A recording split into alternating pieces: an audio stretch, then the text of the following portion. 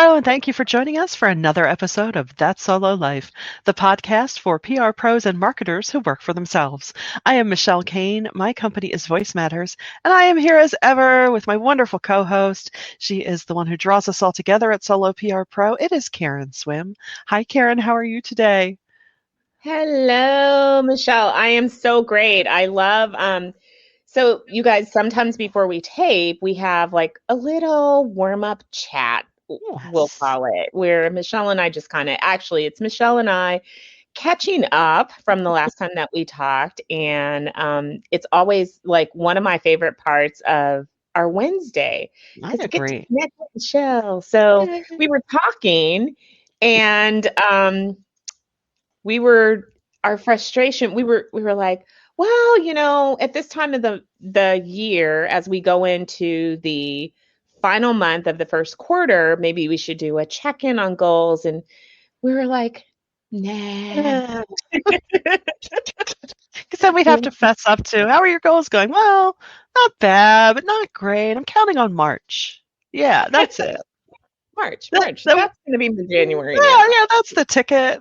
And then, and It was going then to be February, but you know, eh, this is yeah. March 1st that you're hearing this. So, go get them. But in the meantime, we've we found ourselves lately, and it seems like it's kind of a global thing of being bogged down with too many words.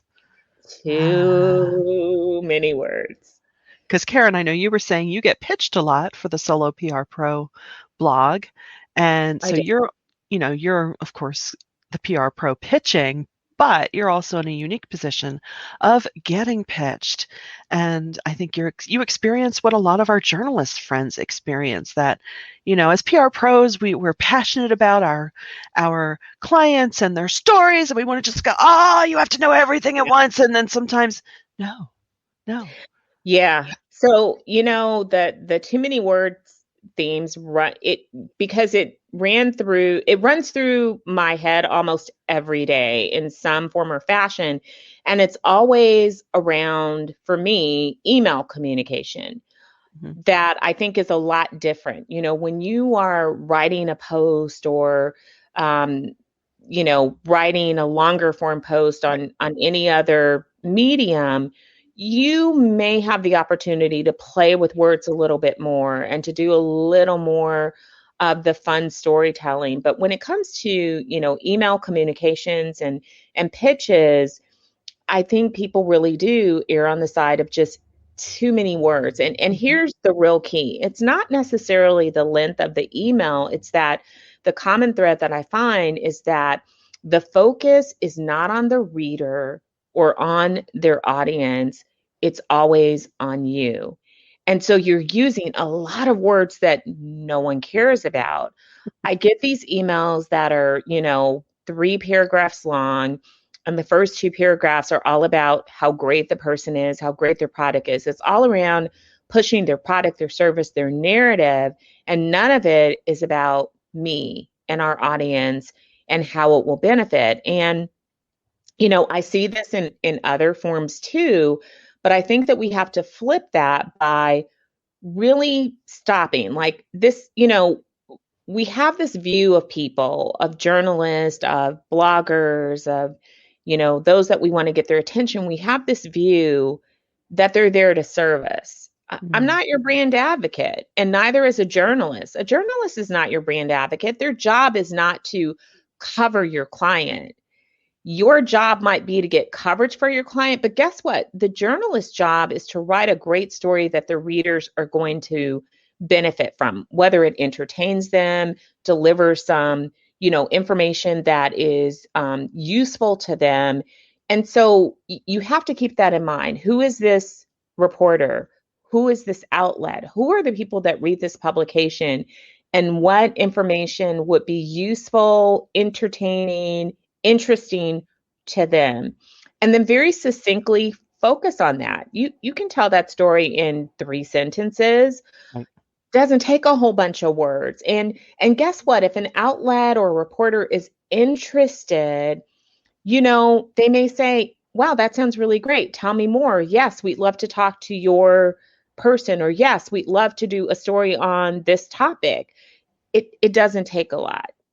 Right, right. And that's supported in, the reality that we live. At least once or twice a year at the Philly PR Association, we have journalist panels, and our evergreen question for them is, how do you like to be pitched? How can we not annoy you?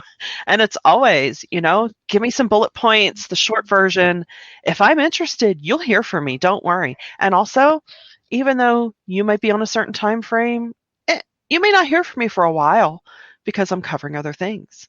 And I love what you said about being audience focused. I mean, that's one of the main things we learned way back when we first, studied PR. It's always think about your audience, whether that audience is a journalist or the journalist's readers. That's focus number one. Your client is not necessarily your audience. The client is engaging with you because they know you know how to reach the audiences. That's the gist of it. And So I honestly feel like some of the too many words, like it's funny.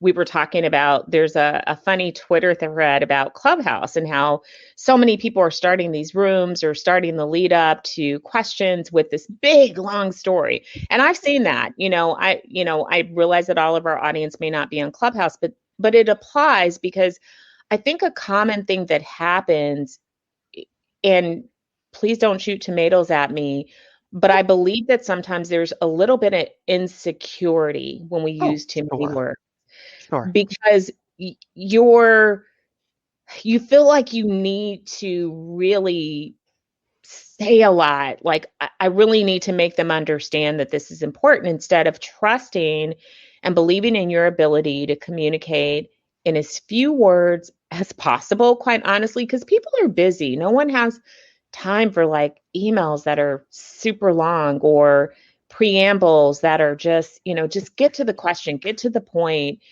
It's not rude. And you can do that in a way that really inspires interest. You know, I, this also happens when we have to send communications to clients, especially the difficult communications where you may need to set up a meeting to end a relationship, or you are having to manage some client behaviors, or you're having to set some expectations, or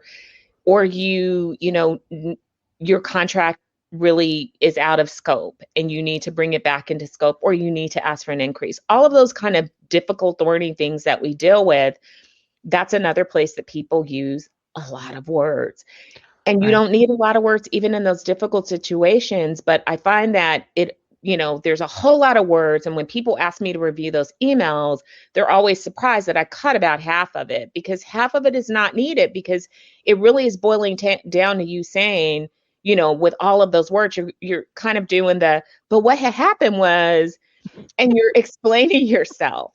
And I feel like you don't really need to explain yourself. You don't Yeah. really need to explain to someone why you deserve to be treated with respect. That Yeah. doesn't require explanation. It just requires you empowering yourself and owning who you are, your company, your choices, your decisions, and then very respectfully stating things. Yeah. That's it. Yeah. I And think. Yeah. No, go ahead. go ahead. No, I was just saying. I think it also comes down to, there's a certain ease in, your chosen profession. So there's that mind game of, well, I just put together this short email. I have put the salient points in. Surely that can't be enough, because that was almost too simple for me. These people are paying me to do XYZ. Well, they're not, that's where the whole mind game of value versus, actual work product comes in. And it's, you know, and I get it. I catch myself in it, but I almost liken it to, oftentimes we will be, you write an email and you read it over and you send it. Well, maybe take a moment, and I don't, was it Coco Chanel was like, take off one piece of jewelry, or, Strunk and White, see if you can remove some words and still say what you need to say. We don't need to accessorize. Like you say, it's not like we're writing a long form blog post to weave a story. Um, Yes. Michelle, I love that. I love the analogy to Coco Chanel too, because I think that's one that people will remember. And so, my trick on email communications is that I write the email without a to, because there's no way to accidentally send it before it's actually ready. Because if there's no email address in the to and you hit send, it's not going to go anywhere. So, I write the email without the to first. And then I might let it sit. Like I might hit click, close it and let it sit over in drafts and move on to something else. Because especially if I am annoyed or tired or, whatever I'm feeling Right. in the moment, um, I don't want that to come through. And so sometimes you just need a moment. Like sometimes you just need to get the green dreck out, as my friend Lily says, you need to just spit it out. And then you need to let it hang out over there like your first draft, and then go back and edit it with a little bit clarity of mind. And another good way is just to, compose an email in a whole different program altogether. Grab a Google Doc and, jot down your thoughts, or if you're a Word person, just jot it down in any note taking app, and then let it breathe. And then you can go back, edit, and send. Yeah. But invariably, Yeah. yeah, haven't you done that? I mean, it works I've for me. Yeah, especially if it's, a major thing that I'm pitching, I'll do a couple of different versions of pitches and I'll do it, yeah, like you say, in a Google Doc or a Word doc, just to make sure I'm getting my thoughts together and not just, like shooting from the hip. Um, Yeah. and that way you have a record of it. So, if I mean, certainly you're tailoring your pitch, but it doesn't mean you have to kill yourself to tailor them each time, to such a specific variation. They're not comparing notes. Oh, she used this word in my pitch, blah blah blah. But I mean, these journalists get hundreds of emails a day, and their time is tighter and more precious than ever. And they're up against so many more barriers and potholes, for lack of a better word, than ever before. So it's on us to try and get their attention, but do so in a way that is respectful of their time as well. And on a subconscious level, it's not like they're going to say, "Wow, Yeah. that person was respectful of my time." No, they're after a while they're going to get to know, like, "Hey, you know what? Karen's great. She uses great subject lines. She gives me 3 bullet points why I should care. Wonderful." So I love that. I totally agree. And it's interesting. There's a journalist that I follow and that, I have pitched on Twitter. And he recently, shared like, hey, I cannot cover any more funding announcements. It's not mm, that you're not great, there's just too many of them. And mm, when you think, like, if you follow this kind of news, there are funding announcements every day, and they all start to really honestly look the same. mhm, And I know I'm somebody that works in technology, lots of, funding happens. I work with fintech clients, but I'm going to say something that may get me into a little bit of trouble, but in my opinion, funding news is just not that exciting. right, And so our approach has always been, what's the bigger story here? yeah, What's that thing that is going to be interesting to someone's readers, rather than just focusing on a number or just the funding. And PR pros, please get better at setting realistic expectations for your clients, but digging yes, deeper and pushing your clients to think more in a vein of audience readership value. And this goes mhm, back to my whole philosophy about my life is I have a people first mindset. So I'm always going to think about the people before other things. And those people obviously are often my clients. I'm thinking about them. right, Okay, how are my actions really helping them? Am I solving a problem? Am I driving greater value for them? How am I contributing to their business? What would be meaningful to them? But then I also think about that when I'm pitching, when I'm putting together strategy, even when I'm sharing on social media, because you got to think about people first. It drives me bananas again that we're so selfish. I see people that say that they want to be influencers. Uh, why? yeah. I call it the so What what. does that even mean? I mean, Yeah. we read Jason's book on, please read Winfluence, but what does that even mean that you want to be an influencer? How is Yeah. this a career aspiration? Yeah. I am more moved when people say that, when their goal is not to become an influencer, but it's because they have a passion for something or expertise in something and they see a need and that they're, moving the needle for other people. And oh, by the way, as a byproduct of you, being in the space and sharing or showing people how to do something or inspiring, encouraging, teaching, that you have been able to profit in your purpose. But I'm less moved when somebody just wants to be an influencer because it seems cool. Right. Right. Exactly. And, I don't often say the words to my clients, but, I was thinking, so what? Oh, okay, so we're going to release this news. So what? Yes. Because you know what? That's what the journalist is going to be asking. So what? We've got to get beyond that. Like with your fintech clients, like, great, they got funding. How's that going to improve our world? Or how's that going to advance a sector? Because there's the story, right? And Yeah. we know we all have the usual, like, this person's joined the company, and we know they get in the little achievers blurbs, and that's fine because we know Yeah. that's what we do. But when it's something outside of that, even if it's a new company with a new, different kind of service, it's like, okay, well, how's this going to change lives? Do you have any examples, people that we could Yeah. talk to about it?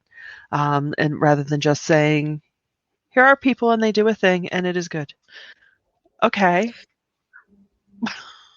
Yeah. that's And all well and good, but so there's a what? term in sales, it's an old term, and it's called WIFM, WIIFM. And that stands Oh, for what's what? in it for me. And so, if you've ever been in sales, that's been drilled into you is that you always have to identify the WIFM, meaning what's in it for the person that you're trying to sell to. And that keeps the focus where it belongs on that person and their needs and their problems. And you know what? Sometimes you're not the solution, but that's okay. Like we can't have fear that, we're going to get rejected. And so, Right. if you just like take a little yellow posty stick it note or pink or orange cuz I like all the colors or green or what however you need to remind yourself, make it your screensaver and put with them so that you keep that in mind as you're communicating. It could help you to stay on track.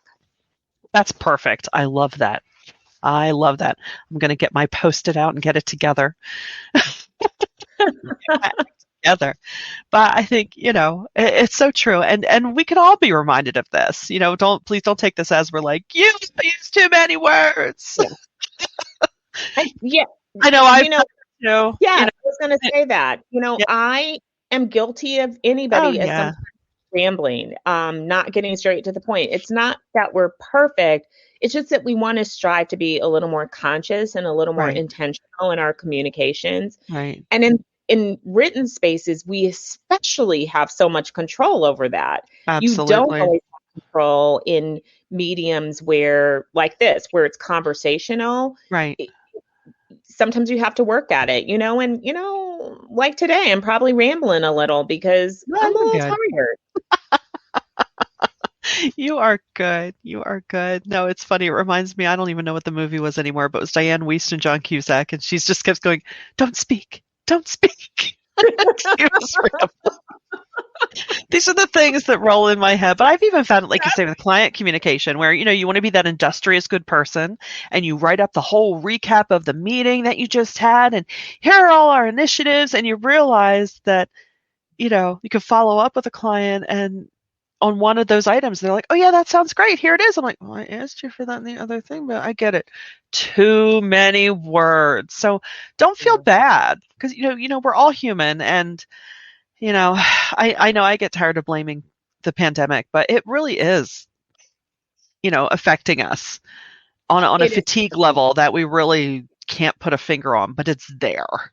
because we have an overwhelming volume of communications. We have way more Zoom meetings. We have way more, just emails coming at us because when you displace people from their normal workflow, it shows, there's just a lot more. And you're right. I think we all are fatigued. And in the old days, please don't hate me because I don't mean to be um I don't mean to be offensive, but I used to say communicate like a dude.